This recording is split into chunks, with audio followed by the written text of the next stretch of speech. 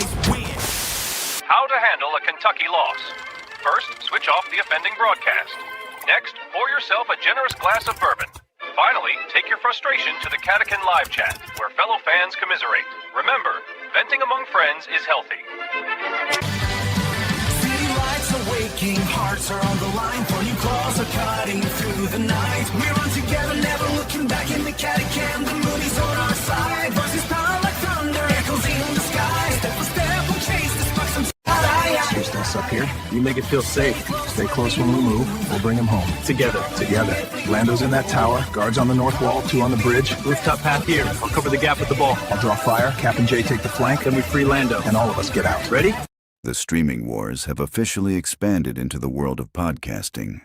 From the dominant reach of Pardon My Take and Bill Simmons moving their video to Netflix, to Hulu licensing That Guy Who Played Nick on New Girl, and his hit podcast. Even Peacock has entered the arena with its official Traitors Companion show. In an era of endless noise and corporate mergers, one voice is making its own definitive move. The Catechin has found its exclusive home on Tubi. Back to the Winter Games. We're inside the podcasting arena for the Hottest Take Fun. Up next, Jared Collins of Team USA. He needs better than 92.3 to take gold. He's known for going big. Let's hear what he's got. BG should be our starting point guard.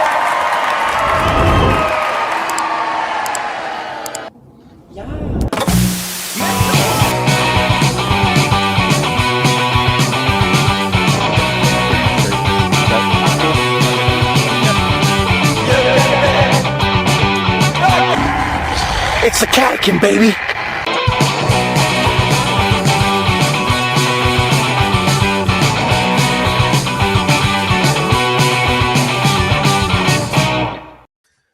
It's the Catechin. Boy, oh boy. Kentucky loses to Georgia 86-78. Our first loss to Georgia in Rupp Arena in forever since the Billy Gillespie era. Ironically, his second year as head coach of our Kentucky Wildcats. It's a bummer. Fellas, how we feeling? U.S. women's hockey team beats Canada 2-1 in overtime, 3-on-3. Thrilling match. Gold medal. Feel great. UK game sucked, though.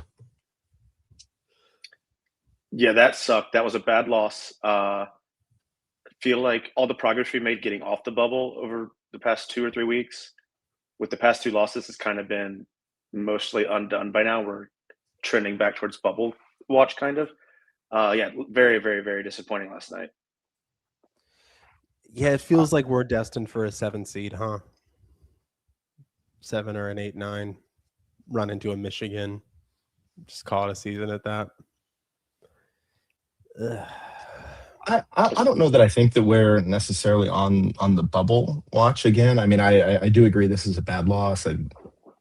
Not awful. Better than, I mean, the way it happened was unfortunate. Georgia's a better team than Missouri. But I think when they look at the wins above bubble metric, we're like 26th. So I'm not stressing about that yet. But I feel like we went from a place after the Florida game where we sat there and said, looking at the rest of these, we could conceivably win out.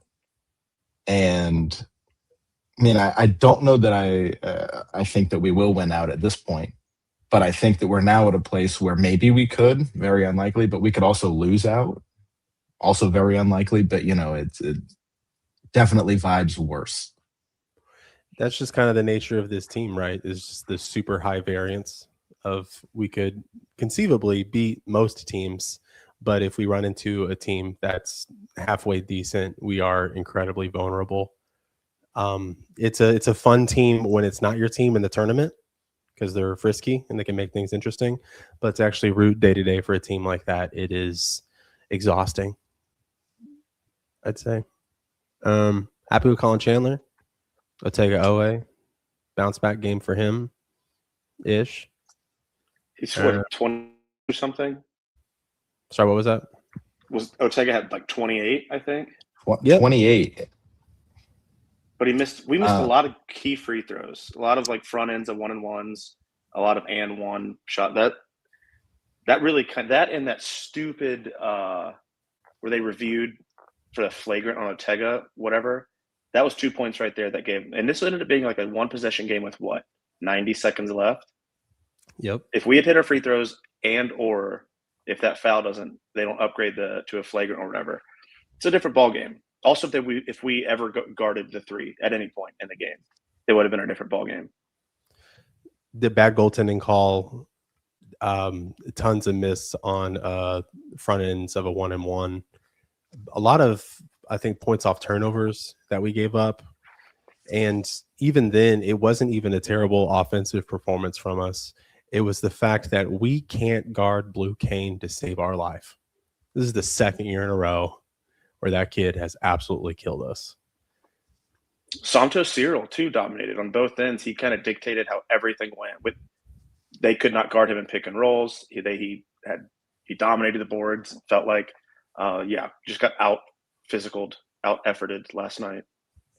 That doesn't shock me. I mean, I think Santo's pretty good. I think if Santo is a really big guy, I am kind of surprised to see that with their listed weights, he only has 10 pounds on Malachi. I mean, I feel like that seems untrue to me, looking at the two. 12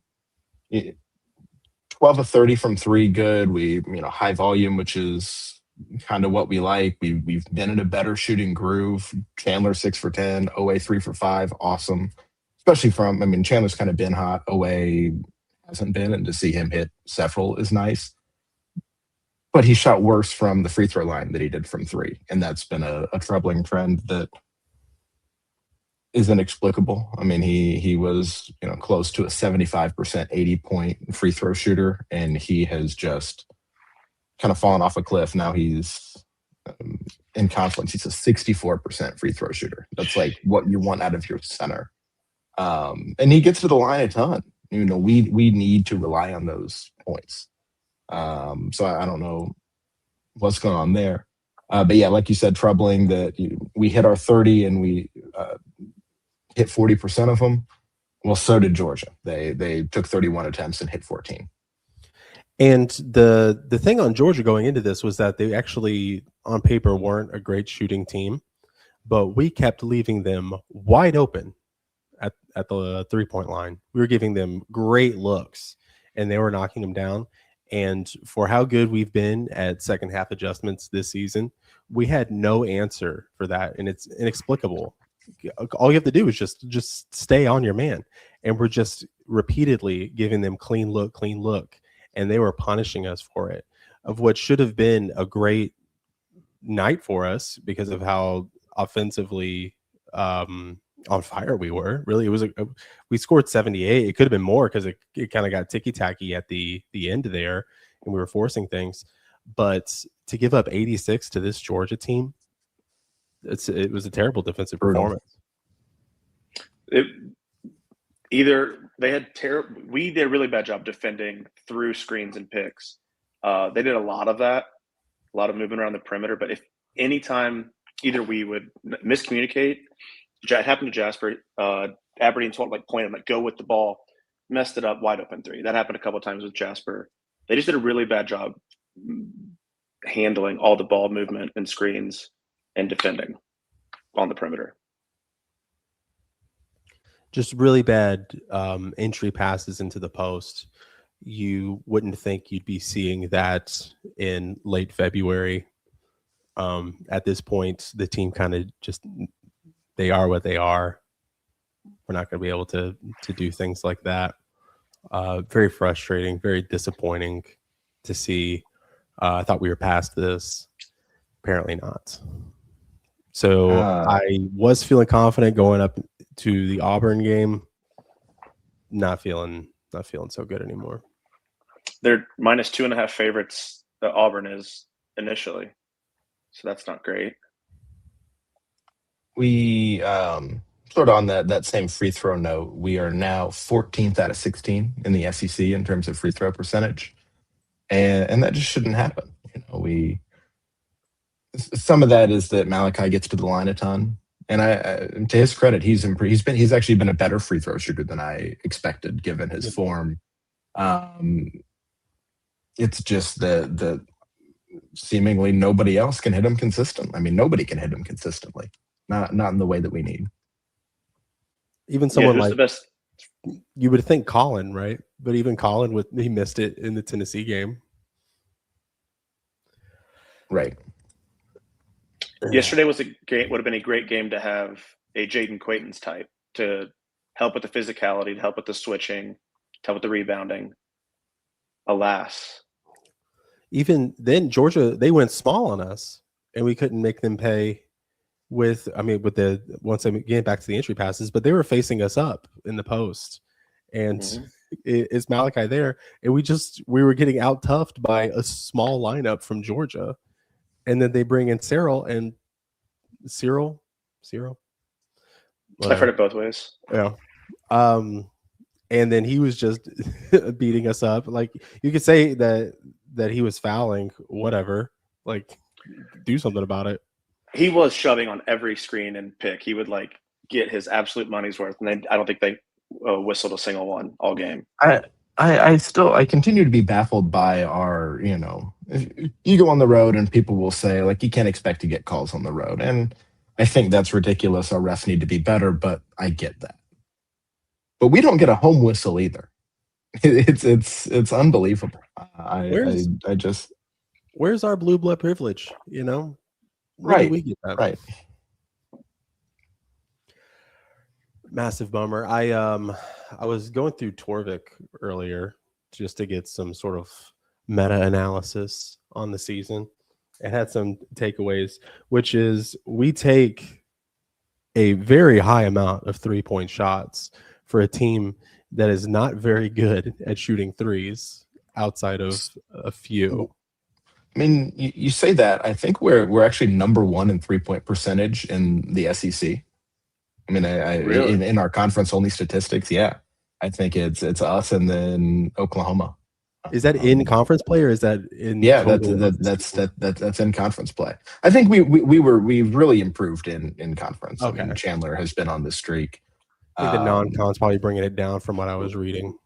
Right, but still, I mean, that's sometimes a complaint I have. That isn't a complaint here. Like I think high volume is good. When you're hitting 40%, keep shooting.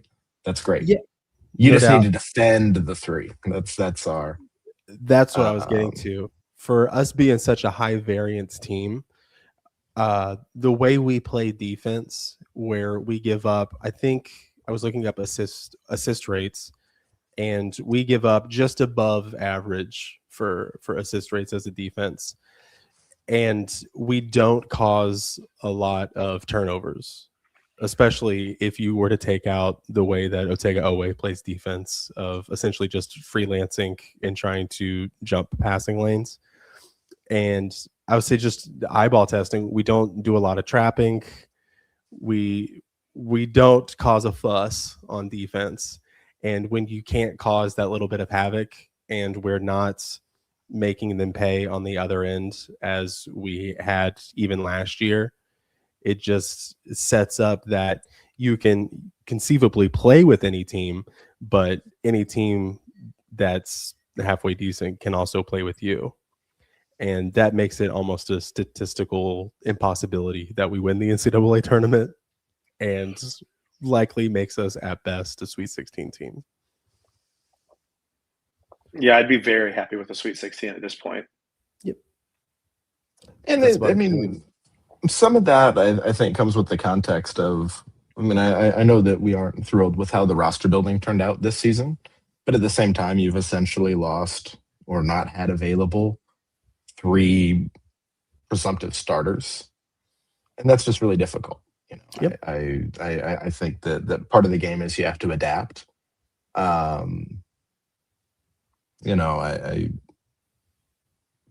it's also, it makes it challenging, just like it did last year. It makes it challenging to kind of review the season as a whole. I know people said, like, well, they played together one game and they were bad in that game. Yeah, but you've got to think about how this all affects chemistry as well. But ultimately, when you're a coach trying to build a team, it's difficult to account for your starting point guard your really, really high ceiling mid-major transfer and your lottery pick center all to just essentially not play. It does make me wonder, because a lot of the discourse online was we spent all of this money on the team, and we know that there's asterisks next to that because they didn't set out with a $22 million cap when constructing this team. Otherwise, I think the team looks very differently. But where they're saying, like, let's use this money and just go get a smaller amount of a more quality player or a more well-rounded player. But also we keep running to these injury issues for, let's even just look at the Pope era. This season and last year had debilitating injuries, just completely just wiping out the ceiling from the team. Do you go all in on 3 or 4 really, really good players when an injury to one of those guys really takes a toll on you? Or do we try to run it back with sort of a casting a wide net like we did this year? Yeah, I don't know. I mean, this comes off the heels of last night. I watched Arkansas, Alabama, where Cal, known small lineup guy, has 2 players injured, 3 players foul out, and he plays 2 guys that have combined for like 15 minutes this season. And the commentary is, do they even know the plays? And it's like, you idiot, Cal doesn't run plays. Does anyone know the plays? But they know how to go. I mean, they were like, wow, look, he got the ball and didn't immediately hand it back to Alabama. That's the kind of like expectations they had set for these 2 players they had to put in crunch time, double overtime of that game. And so that's definitely a bad outcome. I tend to think that, maybe spend a little more on the high end. Sure. I mean, get some studs, but I don't think you can absolutely do that at the expense of the end of the bench. I think you have to have competent players. I think you have to, I mean, imagine where we'd be if we just had 2 fewer guys to go.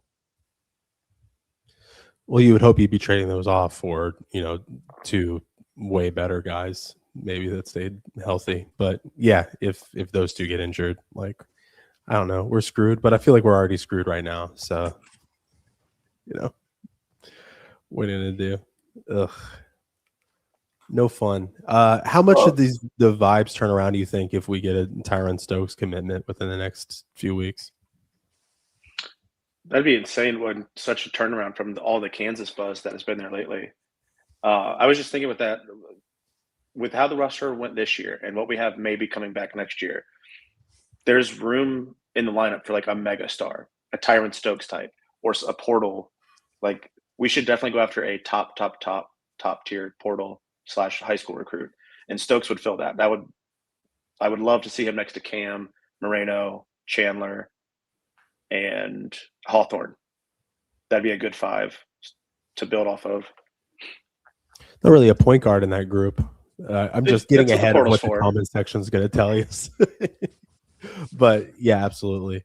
I don't even know about returning like a Jalen Lowe or something like that. I feel like a lot of this year's team, outside of Collin and Moreno and Cam, I feel like a lot of the fans, the well's been kind of poisoned to there. It's probably best for everyone if a majority of the team just moves along.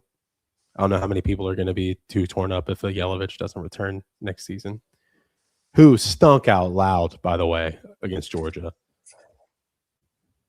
Goodness, we're going to leave out BG. We don't pick on BG on this show. Wasn't his night. Well, I think also pretty disappointing was Mo in this one. 1 field goal attempt that he missed. 1 for 2 from the line. Did have 9 boards, which helped. I mean, that's significant. 4 fouls, just not a great stat line. I mean, yeah, Yelovich 2, 5 points. Jasper 1 for 8 or 2 for 8, 5 points. BG, you said we wouldn't mention, so I won't. Buddy in the comment section says Coach Fox was head coach at Georgia with Pope as an assistant. That loss stung extra even more for them, even more. You'd think he would have had them up more. Apparently not. It really just another gripe. I hate the substitution patterns because we were up 8 and we were kind of rolling, and then we sub out our guys and the lead evaporates. And then Pope in his press conference was saying that he needs to play guys even less minutes and balance it out more. And I want to rip my hair out when I hear something like that, because when it gets to be crunch time in March, I want DA and Otega and maybe even Collin, although it's kind of a, it is what it is on defense with them. But I want those guys getting a ton of minutes, because those guys give you the best shot to win, even if you're playing them 30, 32 minutes a game. Those are our guys. Well, I think he tried here. Oweh played 35, Chandler 34, Aberdeen 32, Moreno 29. I mean, there were 30 minutes plus for 4 of our players. That's certainly better than it was when we were essentially trying to go 50-50 with everybody, and Oweh's getting 22 minutes or something. So there's an improvement there. But like you said, just it really, really stings when you're rolling and you sub someone out and immediately you can't score and they can, and they go on a run, and now the score has been hugely impacted by that substitution. It just stinks when it feels like a lot of our losses or bad plays are completely self-inflicted. We're not doing ourselves any favors. I had no business losing this game. Disappointed. Alexis says, if we had Yaxel and Dent and they went down, then we're screwed, but no one would blame Pope. Like the thing that's kind of frustrating about the narrative is people say, if you get injured, you're screwed anyway, so you may as well spend big, get studs, and then if they go down, the season's shot. Well, I know we didn't get the studs that we want, but it's crazy that you're willing to write off the season if your studs get injured, but not willing to write off the season when we're still missing half our studs. If your point is you lose your players, the season doesn't, it's a wash, you're screwed. Well, we've lost our players.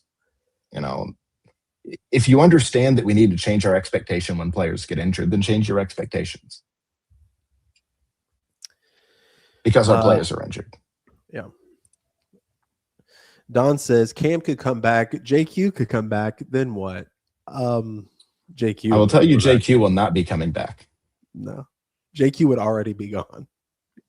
Well, JQ is pretty much already gone. So I guess, Cam, Malachi, basically the list that Raph ran through earlier. I think that's who we'd want back. Add in some portal guys. I kind of like the way that team looks. Could keep it fun.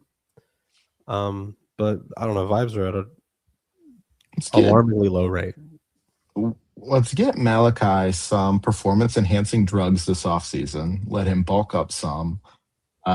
And I think that would be really helpful. I agree totally. I think Chandler back would be good. Cam back would be good.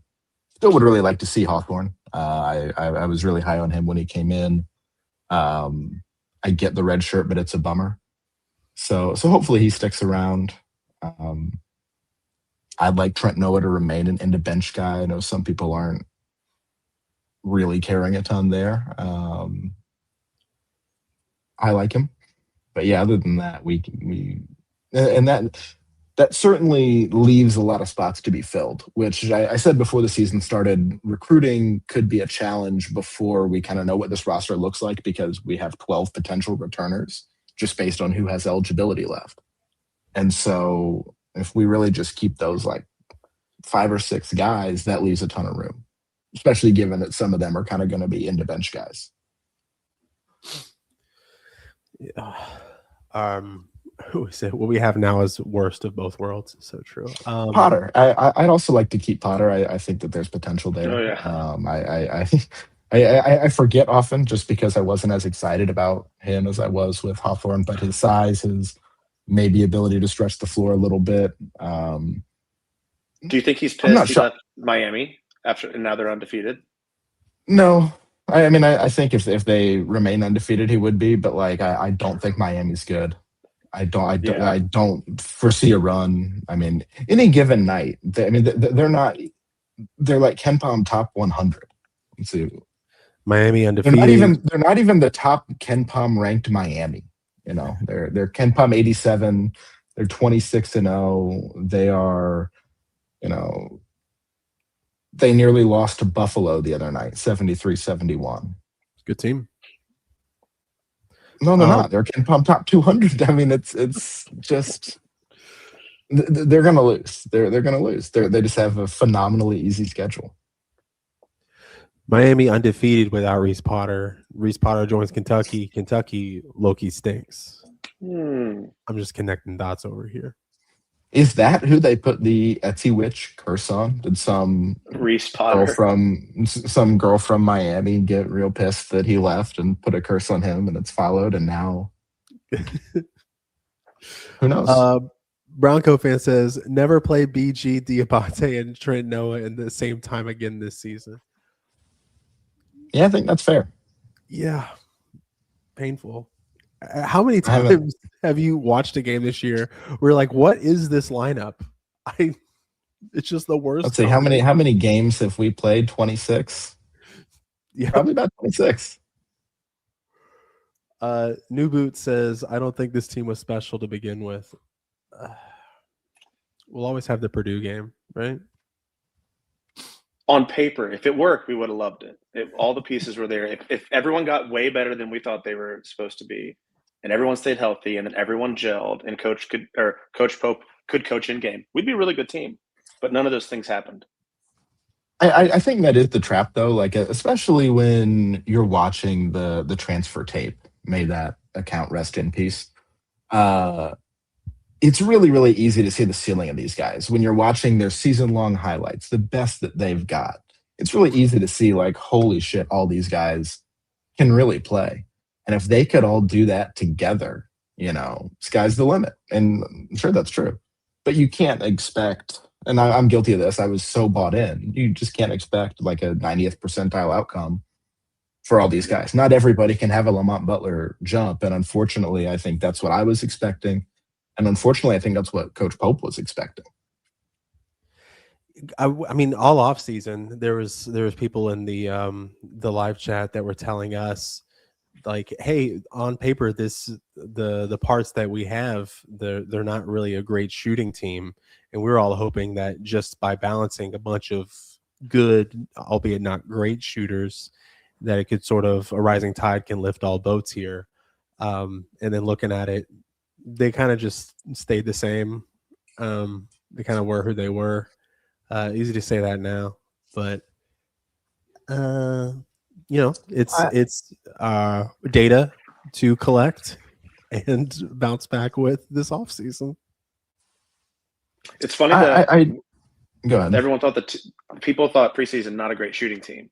That is not one of our issues, but being good defensively, strong, athletic, the things that we recruited for seemingly in the portal are mostly our weaknesses, and the shooting ended up not being as big of a deal, which is just, you can't predict really how all that stuff's going to mesh together when you add 10 guys in the portal. Right. And that's one thing I think will be, and I very much think having, like I said, 12 potential returners really kind of muddies the water when it comes to who we're going to be able to recruit, and probably makes it kind of difficult to pitch roles to recruits until you have clarity there. I do think returning more than we were able to return this year will be helpful for next year. I mean, I think that we lost so much of our productivity. I mean, really, Chandler was getting minutes comparable to Trent Noah last year, right? And obviously he's a much better player than that. But Oweh and I guess BG, although Oweh is our primary real returning minutes getter, scorer. And so to return more guys, I think next year will be better. But bring on the portal. Don says Cam JQ back this season. Cam's out of his boot, or he said he was wearing sneakers on Tuesday at the game. That's positive, I guess. Yeah, we'll see, I guess. Cam coming back, I feel, is much more likely than Jaden Quayton's coming back. Which is wild because one of them has a broken freaking foot. But hey, inflammation sucks, man. It's when things are inflamed, it's tough. It's hard. Losses do not help inflammation. I'll tell you that. Neither does Malachi Moreno looking good for stretches. That really exacerbates inflammation. I hear that I was really sure in my head to carefully pronounce exacerbate that I accidentally said information instead of inflammation. I was really focusing on not mispronouncing one of those words. I hear that JQ had a consult with his doctor about potential time he could return, and the doctor has predicted as soon as UK is out for the season, the next day he's going to be swelling better. Oh, he'll be good by summer league. It's one of those like, hey, help me move. I'm busy that day. I didn't tell you when, you know.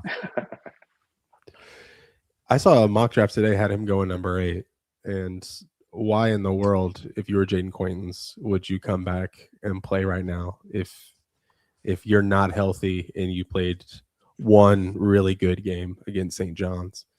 I feel like coming back you can only go lower. I think the whole GM decision making thing here is interesting. Kind of with DP, with JQ for sure, because you have to decide how much of this you think is an injury, like a real injury in both cases. How much of this you think is kind of sitting out to protect draft stock, and how much of this and if they are sitting out to protect draft stock, how much do you ding them for that? Like, you certainly don't want players in the league demanding a ton of load management. I mean, certainly a lot of them do, but you don't want guys that don't want to play ultimately. And so I don't know. I mean, it's a difficult decision. And it's crazy to me that he'd go 8 still in this loaded class, but who knows? Newboot also says need Chandler, Moreno, Cam, Hawthorne, Potter. Yeah, I feel like that'd be everybody's. I'd be pumped if we retained all those guys. No BG on there, which I find is weird. But is this the BG Swan song, guys? Is this his final season? Yeah, gotta imagine. Heartbreaking. That sounded sarcastic, but it wasn't. I'll be sad to see BG go. Can you imagine the scene that we would have if Brandon Garrison left? Caleb coming on in a black veil. I'm most sad that BG wasn't great. Not that I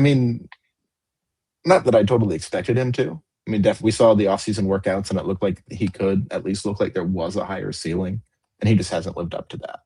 You know, he's had a couple good games, but it's just been frustrating. Yep. He's the Matt Pilgrim for the new era. He's a beast?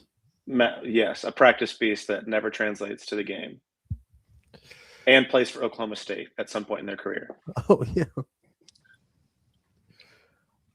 Someone pointed out, I guess, the Loyal BBN Fans show is going on right now, so we inadvertently did some counter programming, which was unintentional. We love the Loyal BBN Fans show. They pop in the chat from time to time, and they are with us in the Rebel Alliance against the Evil Empire. And I won't say who the Evil Empire is, because I want to hint at it being like Field of 68, but everybody knows what I'm talking about. The chat started talking about it. I can't put any of that up on the screen. Yeah, so how we feel about Auburn, fellas? Or really just the remainder of our slate? Let me pull it up and we can just do a shot at the hip of a record prediction to end it here. I certainly think we're better than Auburn. It's just difficult because I also think Auburn's better than Georgia. And I know in basketball anything can happen. Portland can beat Gonzaga, who beats us by 40. It's just like that sometimes. It isn't. It's unreasonable to always expect the better team to win. But I don't know. Don't love that it's away. Yeah, it's gonna be loud. All of a sudden, I'm not feeling super confident about South Carolina because South Carolina gets pretty loud. And yeah, we should whoop South Carolina, but who knows? But we have at Auburn, at South Carolina, and then we host Vandy at A&M, and then we host Florida. For me, it depends what team shows up. If the Tennessee, Kentucky shows up, actually, if even the Florida version of Kentucky shows up, I think we can really do well in some of these games. If the Georgia Kentucky shows up or the Vandy first time Kentucky shows up, Missouri Kentucky shows up, we're in trouble. I feel as though best case scenario in these 5 games we go 4-1, and I feel like there's a very real chance we go 2-3. With our losses being 2. We could go 1-4 because Auburn, Vandy, Florida, and A&M. It's 3 tough road games and then hosting 2 top 25 teams. That's a really tough way. That's what makes the other night like that would have been a huge win. That one was winnable. I mean, I think we beat South Carolina. I think we beat at least one of Auburn and A&M. Hopefully both. So I'd accept a 3-2 here. It'd be great to steal one of the 2. Vandy probably more likely than Florida, but I just think the way Vandy plays, they're just a matchup nightmare for us because they play the way we want to play, but they do it better. They have consistency. I don't know. I mean, for what it's worth, I also think Florida's a matchup nightmare for us with their bigs. Yep. And the fact that everyone on their team is good. But I mean, that's why I think it just depends on how we show up. I see Peanut Butter Posse just said we could go 5-0 or 0-5. Neither would surprise me. I'd say, in fact, those are the only 2 outcomes that would surprise me. I don't think we'll go 5-0, and I don't think we'll go 0-5. But anything else, I'd say, is within the realm of possibility. If we went 5-0, I would actually start feeling a little bit nervous because I'm like, oh man, we're due for a bad one. Just get it out of the way in the SEC tournament. Oh, the best way to do it. Yep. Yeah. Bronco fan says, I think we can win the national championship. Be real, man. In men's basketball? Yeah. Bronco fan's a smart guy, but we can't. That's a little silly. I also think we could lose every game between now and the end of the season. Yeah. I mean, it's certainly anything can happen in the tournament. We had that wild 2014 year. Yep. Is Collin Chandler a Harrison brother? Maybe. We don't have a Julius Randle. Our Julius Randle has a knee inflammation. So BG's kind of in the Julius Randle mold. If Dream BG is right-handed Julius Randle. Mo Diabate being a poor man's Julius Randle is right there, but I do like the VG narrative more. You gotta force that one. I'd say he was a poor man's Julius Randle in 2014, and as we all know, inflation's been a real bitch since then. So now he's a really, really poor man's Julius Randle. Jake here says, as a huge Kentucky fan, I got to be honest about something. I don't like watching this team play. It's not fun. It's a chore. I don't blame people who have given up on watching them. I've heard a lot of people that feel that way say that the biggest issue is that when we win, they don't feel happiness, they feel relieved. And that's unfortunate. I mean, I get that. I understand where that comes from, but that's a bummer. I just missed the feeling of feeling like a championship was legitimately on the table and not like we need a 2014 pipe dream type thing to happen. I miss that feeling. It's what makes the wins feel less rewarding, I guess, because it feels like it's just one nice note on a bad trip, basically. Well, and I think too that it's problematic that I sit here and say, looking at the rest of our schedule, it just depends on which version of us shows up. By mid-February, you'd kind of like to at least know how you're going to be.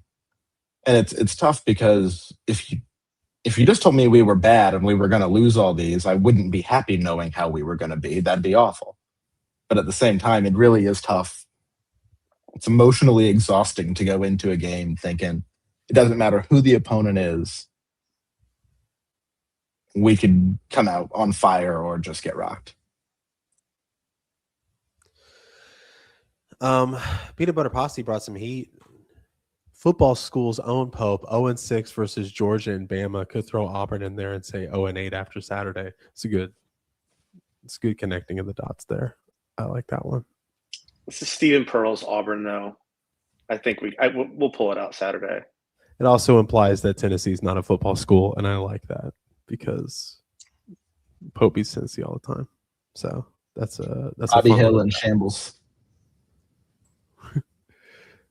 Bronco fan also clarified, I'm not saying it's likely about Kentucky winning a championship. Just think we can't beat anybody. That's true. Just give me a hard time, buddy.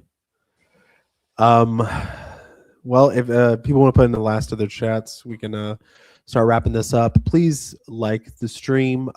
We appreciate you guys joining us here on a random Thursday night. Sorry for not getting to you after the Georgia game. I was feeling a little sick. So this was the soonest we could get together. We will be back on Saturday after the Auburn game, for better or worse. We'll see how it goes. Together, how'd your guys' weeks go? Other than that, you guys have fun? Yeah. I mean, this was tough, but otherwise good. For me personally, great game against Arkansas last night for Alabama. that was a real nail biter, but a lot of fun. Shout out to Darius Acuff. That was unreal. Unfortunately, it was the most points anyone scored in a loss. So, you guys been watching the Olympics? Not a second. Constantly. It sucked me in this year, dude. I don't think there is a more electric sport on the planet than short track speed skating.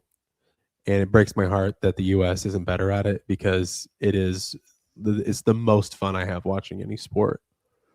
And watching the U.S. be disappointed. But the Netherlands are sick. They're so awesome at it. Curling's. Go ahead. No, go ahead. What happens in that speed skating thing, whatever? Oh, dude, you got to watch it. Yeah, dude. You just have to watch it. Apollo Antonono doesn't ring a bell? Oh, yes. Got it. Yep. Yeah. Curling was great. Ladies team, awesome today. Pushed into the semifinal. Really also came down extra end. Last rock draw. Looked like it was going to be too long, and I think was just good by 2 inches to push them forward over the Swiss. That was great. Alyssa Liu figure skating gold tonight. That was great. Amber Glenn figure skating, probably the best 5th place performance you'll ever see. So, I'm sorry. Geez, why am I saying the over and over again? The long program for women's figure skating was. I was in the office today, so I didn't see it. But did we get gold in women's figure skating? We did. Let's go, because those two, the Japanese girls, were really good in the short program. Right, and they are, but just the hockey, like I said earlier, awesome. Hockey's electric. When Amber fell in the short program, I was brutal. they were crying. Yeah, I said fire whoever it is responsible for like zooming in on the tear ducts. I mean, you've got the best zoom cameras in the world, and you are like focusing on. I said earlier we are like 2 steps away from trying to estimate the volume of tears like a disappointed skater cries in milliliters. Like we are really, really. It's going to be the next market on Kalshi. Yeah, Raph, some lore on this. There's a U.S. women's figure skater. They did a whole like lead up where they like featured her talking about her like mental health and everything like that. She is one of the only ones who can do a triple axel in women's figure skating. She goes in and nails the triple axel, but misses kind of like an easier. I think it's just like a triple jump, like easy. But she doesn't hit that. She is like shorter rotation on it, so that deducts like crazy points from it. So they do this whole thing of like her mental health journey, and then she messes that up. And for the same people who just ran that piece to then be zooming in on her eyes as she's bawling, I mean, it was a special brand of messed up. It's so zoomed in, like I don't even think you can see their mouth. Like it's like laser focused just on like, are they going to cry? Are they going to cry? It's really, really awful. They did it with Ilya Malinin too. It's the worst moment of his life, and we are just going to see how much crying he does here. It's ridiculous. The Ilya thing was shocking to see, because even Johnny and Tara, who were doing the commentary, they were gasping as he. It was a shock. I think he was a prohibitive favorite. He was like minus 10,000 to win that, and just all time fumble. Ugh. I think he's handled it well afterwards. I think that he's going to skate in the gala at the end. He's been practicing. He didn't take his ball and go home, and that's good to see. He was there supporting the women today. So, man, that's just rough. That's awesome that she won gold today, because that's our first women's gold medal since I think Tara Lipinski 2002. Oh, was it? No, first gold since 2002. What's her name? I don't know. First medal, or first medal in 20 years. Oh goodness. Well, probably the Sasha Baron. What is it, Sasha Baron Cohen? That's Sasha something. There was a female Sasha skater in there somewhere. Yeah, with like Michelle Kwan, stuff like that. We should have just done a whole separate women's figure skating show. We could. Or a Borat rewatch. That'd be fun. Live commentary. Let me go back to it. U.S. hockey won gold over Canada in overtime. Is that men or women's? Did I miss all of the good ones? Okay. Women's, men's semifinal tomorrow. Ooh, okay. Men tomorrow, semis. Yeah, and then Canada in the opposite semi, hopefully setting up for another U.S. Canada final. Am I missing some lore with this one? It says, I love that dude wins silver and feels like he needs to announce to the world how much he cheats on his girlfriend. Yeah, I don't know what country he was from, but some guy won a medal and was just so overcome with emotion in his like interview. He revealed that he had been cheating. As like a confession or as like a brag? Yeah. It was very strange. This was last week. This was early on. My last real Olympics thing is I watched the ski mountaineering, new sport for this year, ski-mo. They run up a hill in their skis, then they get to a stair section where they have to kick the skis off and sprint up the stairs. Then they put the skis back on and get to the top of the mountain and rip the skins off of their skis that have allowed them to go up, and then ski down in a race. And it is awesome. Do they have to take the skis off to go up the steps? I think practically yes. I mean, I don't know if it's by rule, but it would be difficult to run up steps with skis on, I think. I want to watch that one. Is it over? The men's and women's are over. I think there's still like a mixed relay. I don't know if we had any solo men or women competing, but we do have a couple in the relay. I like the alpine skiing where they ski and then have to do the Biathlon.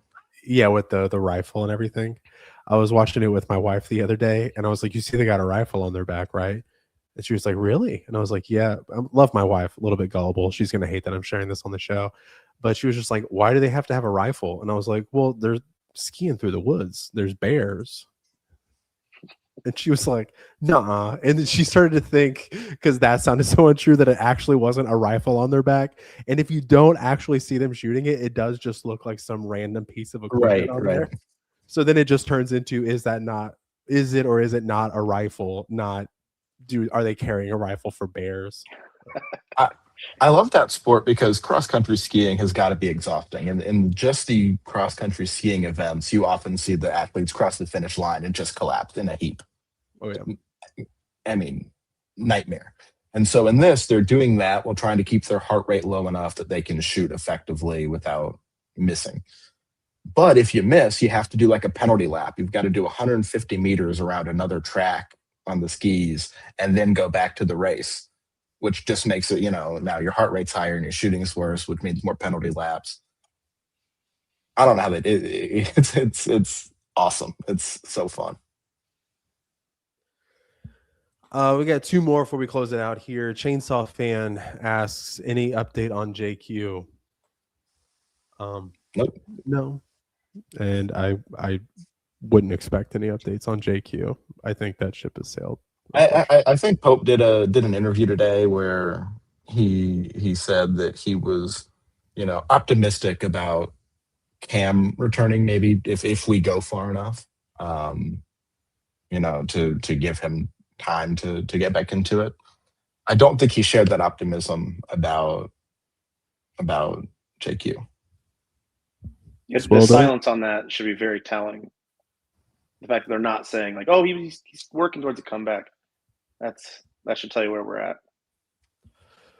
Shut her down. Then Robin Hood Hustle, sweet name. Kentucky has one talented player. Chandler can score, but he gives up more wide open threes than he makes. The Dogs are just more talented. Now, the interesting takeaway from this is there is an argument that there might be more high-end talent on that Georgia team than Kentucky, at least from what was playing the other night, between Sompto and Wilkinson. And I like the Blue Cane kid. I think he's good. I think he would be a great fit on Kentucky. I don't think he's coming here. He's probably a senior. But junior. Ooh. He's not leaving Georgia though. But I think there might be something to that where when it's the best player on Georgia kind of match up with ours really well. What did he had? He had 3 of 5. Okay, so cool, 60% for him on the season. He is 29% from 3. Awesome. There you go. I even think Millender is pretty good. He's close to a 40% shooter. Assists pretty well, obviously. What about recruiting? Are we slim picking again next year? I don't. Who knows? We'll see. I mean, like I said, I think we have plenty of room for guys, especially if. I think it's going to be interesting to see how many guys transfer out. If Pope can effectively show some of these guys that didn't work or aren't working the door. I think that brand has arguably never mattered less than it does right now, which is unfortunate for us. But I think that within the rules, we will still have more money than most other schools. We are still a blue blood. And if we keep the pieces I hope we keep, I think that that's a good group to build around. So I don't know. I'm hoping that we have a good portal season. I wouldn't write us off entirely. I mean, we got some who knows how legit it is, some more recent buzz in the Stokes commitment, but who knows if we're being used to drive up a price with Kansas, or if Nike finally puts their foot down and says, nah, man, you got to go to a Nike school. I don't think we're entirely out of the Stokes stuff. Um, Ben, I'm blanking on the name right now. The guy that is it Caleb Holt is who we also he's not going to decide Steve for Holt. he's not going to decide for a little while, so that could be interesting. I'd imagine outside of those two, it's probably heavy on the portal and some returning pieces. But either way, I don't think we have an answer to that until after the tournament. One silver lining to the prospect of us losing first weekend, first game, maybe in the tournament. That's a huge head start on kicking some of the guys off the current team and recruiting other guys in the portal. That's a whole weekend ahead that will get on everybody else, at least 1 week. Tampering season is going to be sick. We better have been tampering already, just like Rick Barnes. Jake wants to know, he says, I know we missed our window, but could Braden Hawthorne have contributed after Cam or Lowe went down? I don't know much about him. I don't know. I mean, by rule, he could. I mean, it's not like you have to declare your red shirt ahead of time if you don't play in any games. Then you can redshirt if you don't get injured. And I just don't know. I mean, his measurables. He's a little smaller than Nate Ament. I mean, he's skinny, but Ament's done fine. I think Ament put some weight on at the beginning of the season. Probably a little bit better of an athlete, and used to playing at a high level more. So maybe was more able to at that size be effective. I don't know about Lowe. I mean, I think that really what we needed there was a second true point guard. We needed a Caden Lewis. Yep. After Cam went down, maybe I was kind of hoping we'd burn it and see. I think that, if you're as good as they say you are, you're unlikely to last 4 years in college anyway, and burning the red shirt doesn't matter. I think one thing that's not being spoken of as much with the Hawthorne situation is, I think, and this is just my own theory, we likely paid him a rate that is indicative of taking a redshirt season at Kentucky. And if we were to burn that, I think the price would go up and we would probably have to renegotiate for him to burn the red shirt, which is maybe something that one party, who knows which one, may not have been interested in doing. So I think the last thing you want to do is renegotiate with a player on your team in the middle of the season. This is no scoop at all. That's just me reading tea leaves. I think that would have been another complication to having Hawthorne play this year. No matter how much I may have liked it, I think if you're at Hawthorne, though, you're getting paid maybe, I mean, you're definitely getting paid six figures to work out in bulk at the University of Kentucky and have a pretty sick life. Yeah, I think that's a pretty I'll good say deal. I'll be baffled if he transfers, though. I mean, I really hope that he sticks around. I hope that was part of our agreement in this whole thing when we decided he was going to redshirt. I hope that the expectation, both on our end and his, is that he'll be here next year. Otherwise, this just seems very strange. I've been hurt so many times. What's another one? At this point, I almost expect it. Did you see Khalil Whitney is trying to come back? Recruitment open. Yeah. Bring him home. Anything's possible. Get the Dragon back in here. The Dragon. So sweet. What a turnaround that guy's had. I'm rooting for him. Yes, something's good's got to happen. Other than, didn't he do the Big Three thing or whatever with Lexington? The TBT. Lexington team? Yeah. Yeah, it hasn't. Is he out of his eligibility window? Surely he is, right? There's a window? Yeah. So once you enroll in college, you have 5 years. I mean, that's the whole thing. You've got 5 years in which you can play 4. This was one of the reasons I was less upset about the Bediako thing, because his 5-year window hadn't elapsed. Whereas you have some guys who are playing like their 8th year. those are the guys that I really have an issue with in here. I get that I probably stand alone here in my take on Bediako, but he's still for just this semester is within his 5-year window. But all right, guys, I think that's everything. Look at that, right in an hour on a random Thursday night stream. Look at us, huh? Hey, well, Khalil Whitney was on our 2020 team, so yeah, window presumably passed. Yeah, and that's one that the NCAA does tend to win that one. Oh, okay. All right, everybody. Well, we will see you all after the Auburn game. Thank you so much for joining the Catechin. For Ben, for Trill Raftery, for Jared, go Cats. Go Cats. Go Team USA.